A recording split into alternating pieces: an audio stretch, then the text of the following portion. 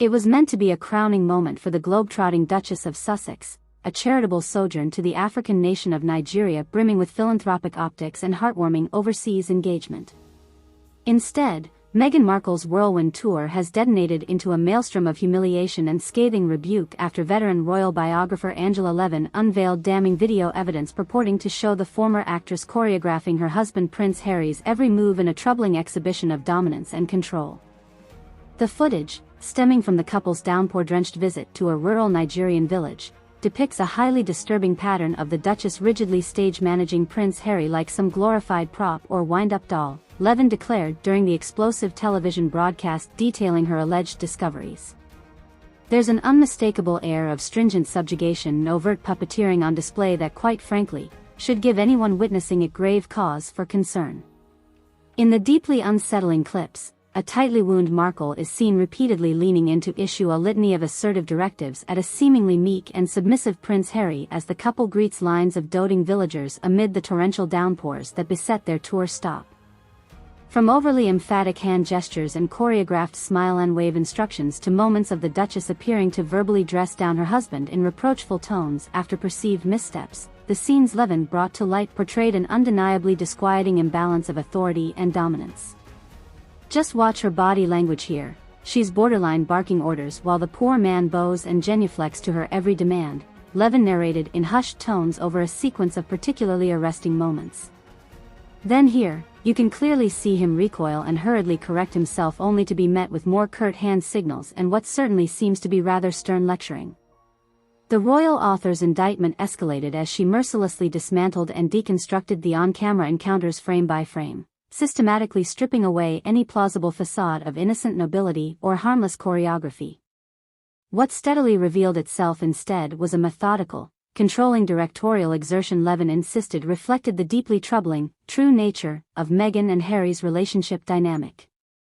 There's simply no rationale of charitable logistics or public relations that can justify the excessive subjugation being exerted here, Levin proclaimed as footage of Markle motioning to staff and handlers, only to pivot and dole out more needling instructions to the prince, filled the screen.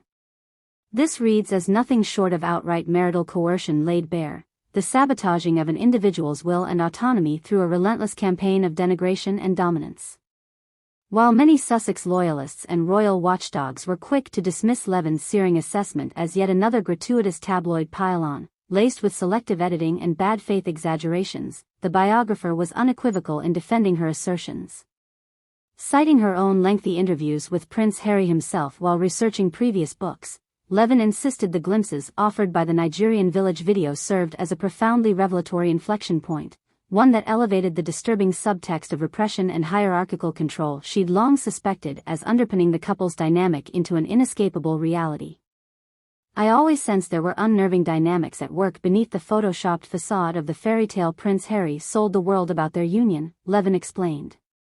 Having spent extensive one-on-one time with him in the past, I perceived faint tones of barely concealed solemnity, listlessness, even hints of demoralization that never seemed to comport with the image of the besotted, empowered husband and partner in lockstep with his wife's visions.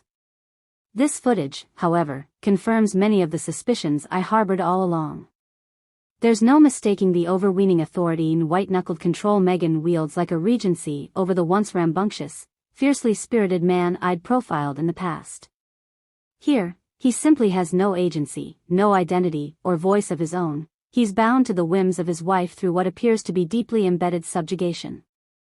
With the Nigerian village controversy detonating like a gaudy conflagration across social media platforms and news commentary shows, rallying Meghan's defenders and her detractor hordes in equal measure, one outcome remained unmistakably clear: any pretenses of a fairy tale narrative or benign partnership between the Duke and Duchess of Sussex could no longer be maintained.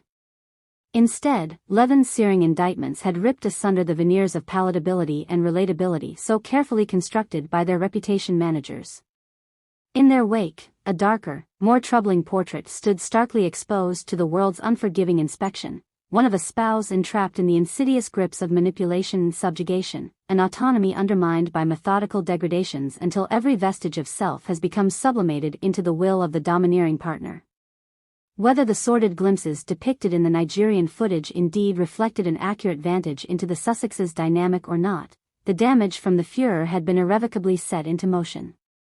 For the House of Windsor itself, the turmoil marked yet another fracturing body blow to the monarchy's credibility and moral standing, albeit one potentially containable through judicious spin and careful distancing from the rogue parties involved.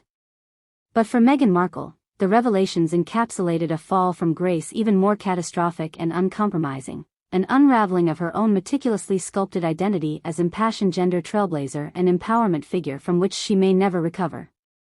In the aftermath, a new reckoning would emerge, one that would determine whether the Nigerian videos were indeed harbingers of disquieting repression, or the Duchess would ultimately deflect and debunk them as tabloid fodder.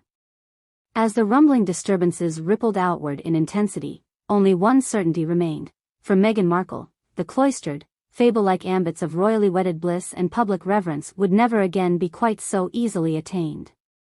With the limelight's penetrating gaze now permanently refocused upon the heretofore concealed contours of her marriage, the Duchess would find herself enmeshed in a crucible from which no majesty or mystique could ever fully emerge intact. For good or ill, the facade had fractured, and the foundations of how she was perceived by the world at large, irrevocably renegotiated through the damning lens of suppression Levin had worked so diligently to shove into scrutiny. In the wake of such revelations, questions swirled about whether the Nigerian village footage would ultimately prove a misstep too ruinous to recover from.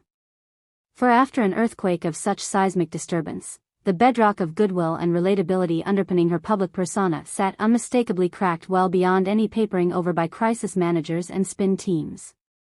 Had Meghan Markle's own strivings for empowerment and self-actualization finally immolated under the glaring contradictions of her own internalized attitudes and behaviors? Or would the Duchess of Sussex harness the maelstrom's furor to author yet another celebrated reascension from the ashes of sabotage credibility to stake an even loftier claim upon her standing as a transformative voice and societal icon? Only the unspooling chapters ahead could divine an answer. What was certain, however, was that for the Duchess, the landscape upon which future narratives would be woven had contoured into something entirely new, and undeniably more precipitous.